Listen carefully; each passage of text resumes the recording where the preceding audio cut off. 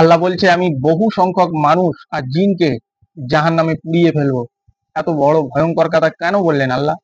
কারণ তাদের হৃদয় আছে কিন্তু তারা ভাবে না, চিন্তা করে না। তাদের চোখ আছে কিন্তু চোখ দিয়ে তারা দেখে না। তাদের কান আছে কিন্তু তারা কান দিয়ে শোনে না।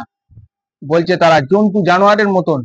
বলছে বরঞ্চ তার চেয়েও পথভ্রষ্ট, এবং তারা এগুলো থেকে উদাসীন। এবং এই কান, চোখ আর হৃদয় দিয়ে কি ভাবে না, কি দেখে না, কি শোনে না। এটা সূরা মুহাম্মদ আয়াত 24-এ আল্লাহ বলছে, আফালা ইয়াতাদাব্বারুনাল কুরআনা আম আলা কুলুবিন আকফালুহা। তারা কি এই কোরআন নিয়ে গভীর চিন্তা ভাবনা করে না, নাকি তাদের অন্তরে তালা দেওয়া রয়েছে? এই হলো সেই দেখা, উপলব্ধি করা আর কান দিয়ে শোনা।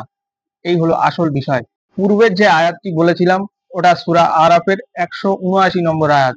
এই একই কথা সূরা হুদের 119 নম্বর আয়াতেও বলা আছে, লাম লাআন্না জাহান্নামা মিনাল জিন্নাতি ওয়ান নাসি আজমাইন। আমি জাহান্নামকে পূর্ণ করে দেব মানুষ আর জিন দিয়ে। তো একটু ভাবুন, চিন্তা করুন, কিতাবকে বুঝে বুঝে নিজের মাতৃভাষায় পড়ুন। সব জায়গাতেই পাওয়া যায়।